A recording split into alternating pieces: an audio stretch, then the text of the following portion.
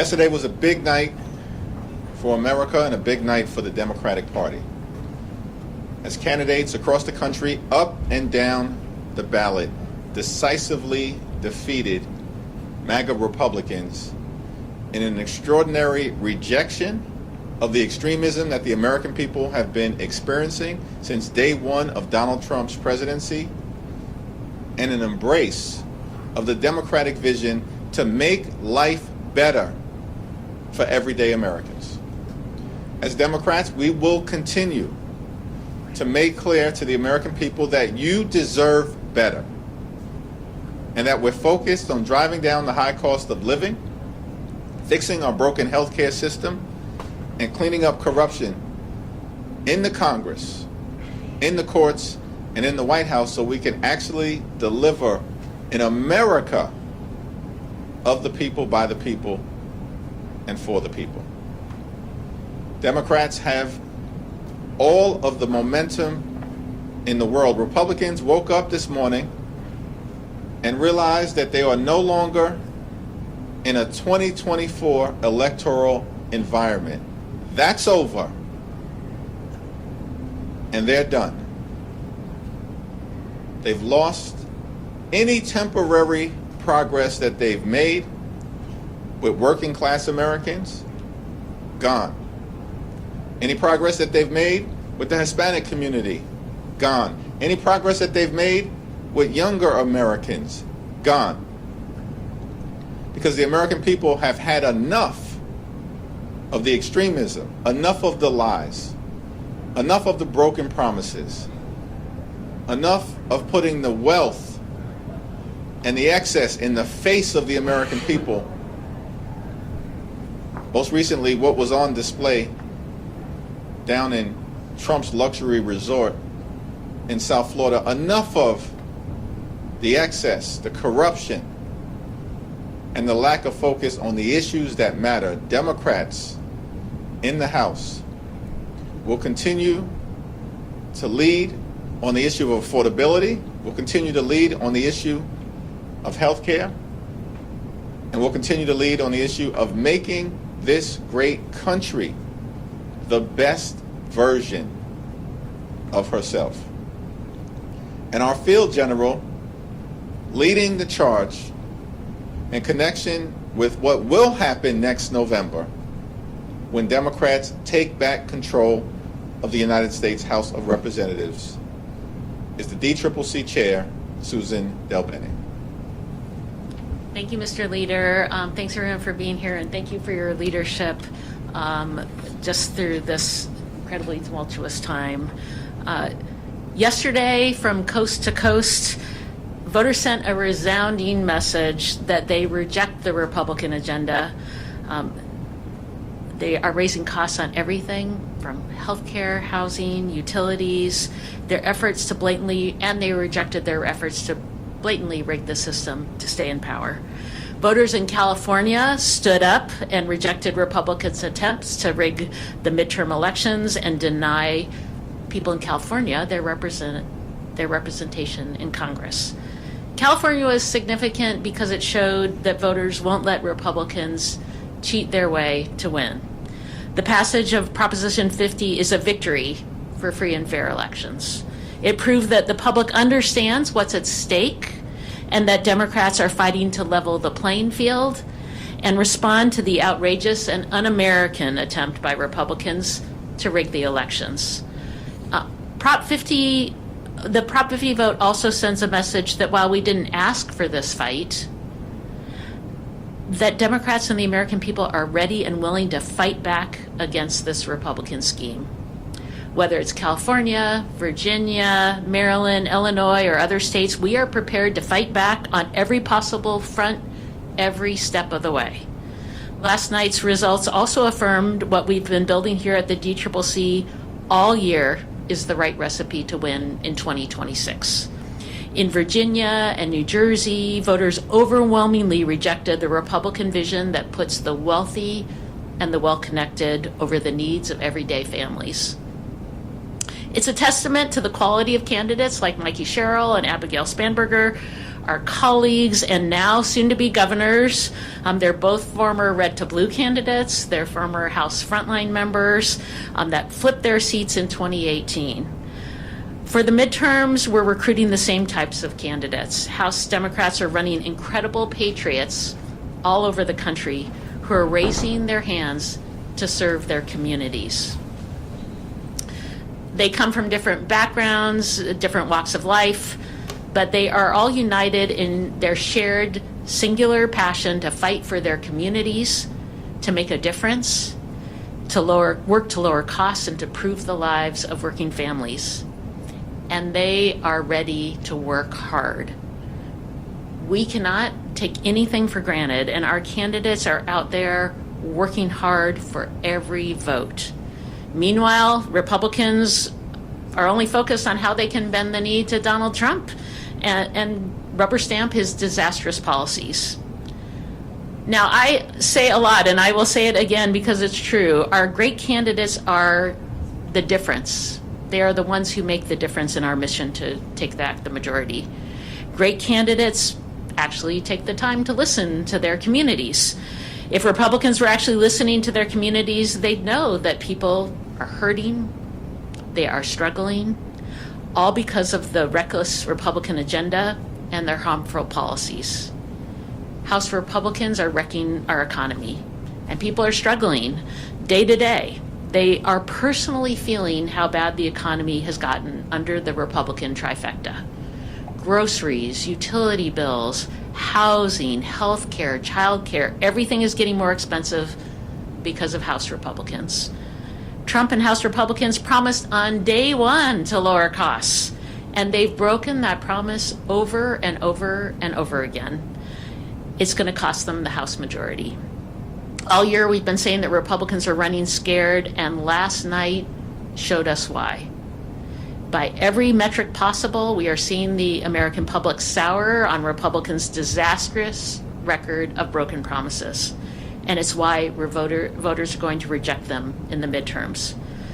House Democrats have the better message. We have stronger candidates, more resources, and as we saw last night, a favorable political environment. The American people are with us. And that's a big, big reason why we're going to take back the majority in 2026.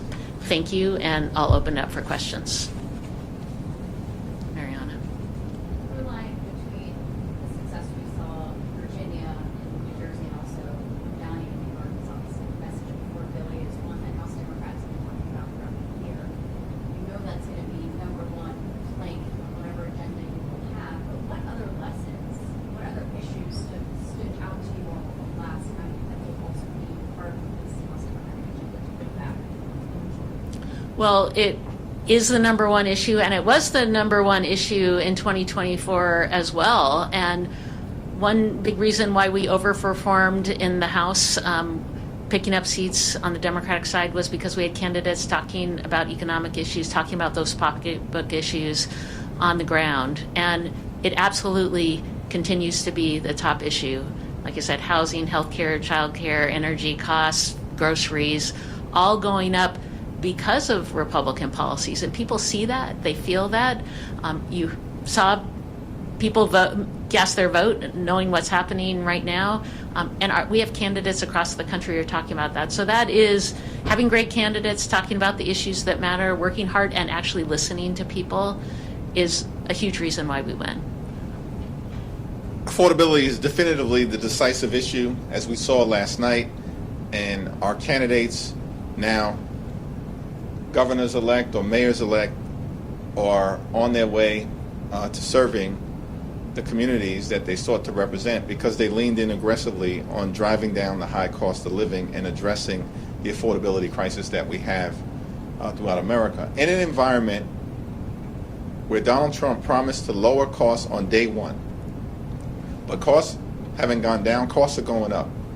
Trump tariffs are making life more expensive for the American people by thousands of dollars per year, and the American people know it.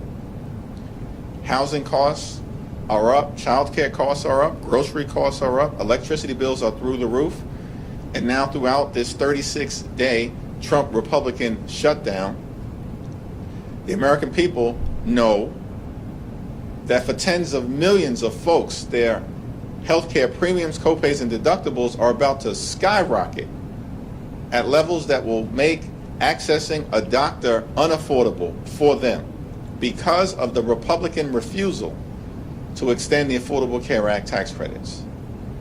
And so we're in an environment where Democrats are going to continue to lean in on lowering the high cost of living because America is too expensive right now, and continue to make clear that Republicans haven't done a damn thing to make their life more affordable. And in fact, they've done the opposite, which is to make life more expensive for working class Americans, middle class Americans, and everyday Americans. At the same time, what is also interesting is that you saw decisive Democratic victories in other parts of the country that clearly also signal the national environment that we're in. Sweeping the state Supreme Court races in Pennsylvania, a battleground state that Donald Trump just won last year. Winning down ballot statewide races in Georgia for the first time in 20 years. That's an indication of the environment and a rejection by everyday Americans of the extremism that Republicans have unleashed on the American people.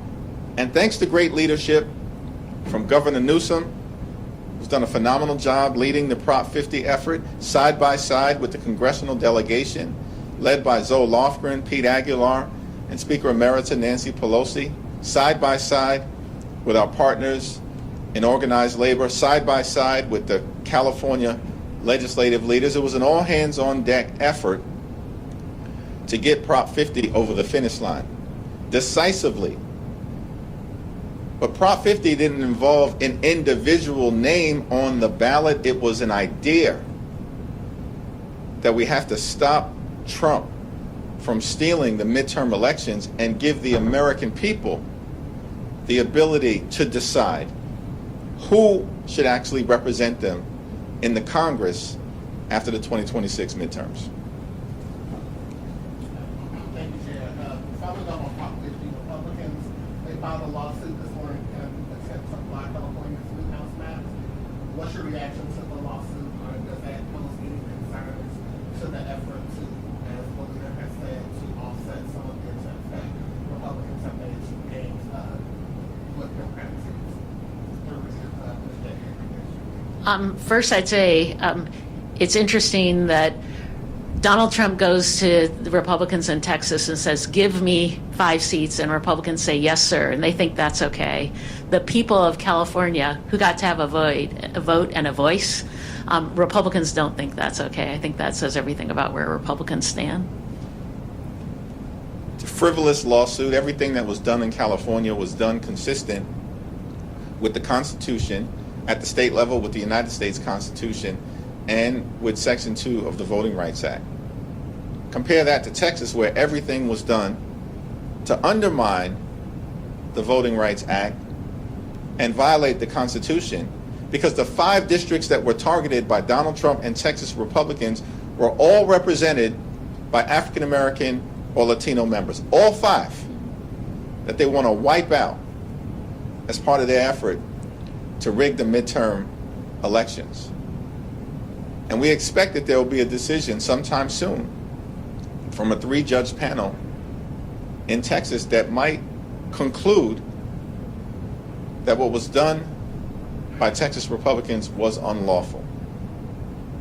And that's very different, as Susan pointed out, than what the people decided in California to make sure that they had a fair map that we would be determined by them as individuals, citizens of California, and not Donald Trump and his MAGA extremists. You mentioned that for Democrats, the number one issue is affordability on public locations. For Republicans, what we saw this past yesterday was the focus on social issues, cultural issues, such as trans issues. How are you, directing candidates here, how to respond to those attacks ahead? Candidates talking to people on the ground, talking the issues that matter, taking issues head on. That's how we win in purple districts. And we have candidates doing that. You saw that with Abigail Spanberger and Mikey Sherrill in their races. Republicans have nothing to talk about. They are not talking to people about the issues. They're focused on the pocketbook issues that are impacting their communities. Mikey Sherrill, Abigail Spanberger, great examples, but across the board, talking about issues, taking things head on. And I think that's why their campaigns were so strong. And we saw this last cycle too, folks talking straight on to issues that Republicans were raising, talking to their communities, having authentic leaders who stand up for their communities. That's how we win. Abigail Spanberger focused on 3 issues: affordability, as it relates to housing and healthcare and utility prices. She focused on job creation in a state where Donald Trump and his administration have attacked the people of the Commonwealth of Virginia and have caused the economic growth that should otherwise be taking place to collapse, and that in fact is occurring under a Republican governor in Virginia as well.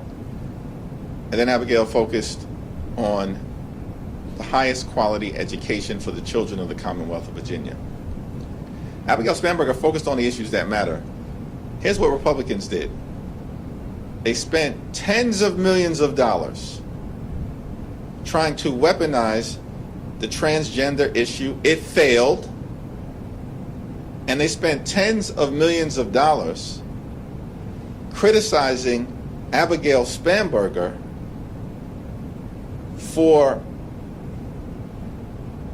deeply inappropriate text messages that were sent by the Attorney General candidate, but not a dime in actually talking about what they would do for the people of Virginia, because Republicans have nothing but a failed track record and a bankruptcy of ideas. But that playbook failed spectacularly. In fact, the Democratic candidate for Attorney General won, and it wasn't even close by the standards of Virginia. 5 points, let alone Abigail Spanberger winning by 15. So this guilt by association playbook spectacularly failed because Democrats are staying focused on the issues. In 2018, it was pretty controversial when the DCCC leadership got involved in primaries. There's a lot of crowded primaries for open Democratic seats right now. There's a lot of crowded primaries to take on vulnerable Republicans. There's a lot of insurgent candidates challenging incumbents.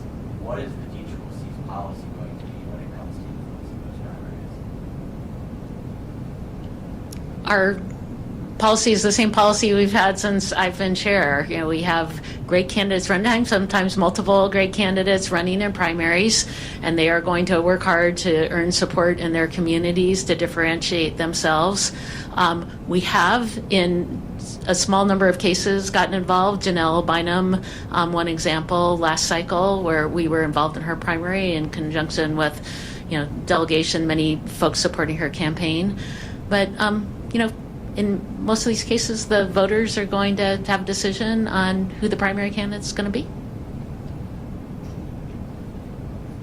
Thank you. Senator Sanders, just follow up on that question. A short time ago, was asked about particularly primaries. He said, of course, there's a division within the Democratic primary. How do you guys think about some of these competitive primaries when it comes to trying to put forward a unified message going ahead? Well, the DCCC focuses on swing seats, defending our frontline incumbents, all of whom are on their way to winning re-election, and flipping red seats blue. And the DCCC has never gotten involved in primary dynamics that involve safe Democratic seats, and that policy has not changed. Earlier today, President Trump said the shutdown had probably hurt Republicans in elections, especially in Virginia. I'm wondering if that gives you any encouragement that this could kind of bring Republicans to the table for negotiations to have a shutdown?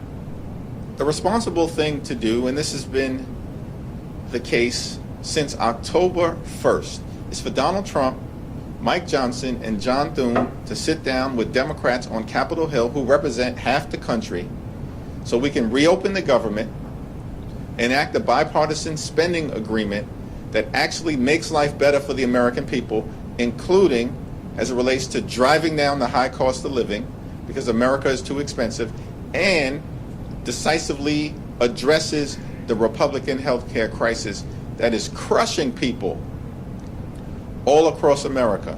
Working class America, small town America, rural America, urban America, the heartland of America, and black and brown communities throughout America. Republican policies are crushing people, particularly as it relates to the cost of living and health care, and the American people are rejecting that extremism, and we saw it on full display from coast to coast and everywhere in between last night.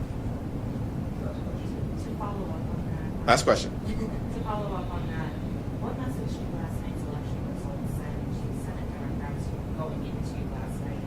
Some of them were starting to talk about off-ramps, compromises, things like that. So what message does kind of the overwhelming support for Democrats last night and focus on what they're concerned about? Well, we've said from the very beginning that we will consider anything in good faith that emerges from the Senate that is bipartisan nature, that reopens the government, that decisively addresses the Republican health care crisis, particularly as it relates to extending the Affordable Care Act tax credits, and that actually involves a spending bill that makes life better for the American people, not worse, which is why we have continued to maintain, and Senate Democrats have shown great leadership, led by Chuck Schumer, that we will not support a partisan Republican spending bill that continues to gut the health care of the American people. That was our position in September. That's been our position throughout October, and it remains our position in November. Thank you. Thank you.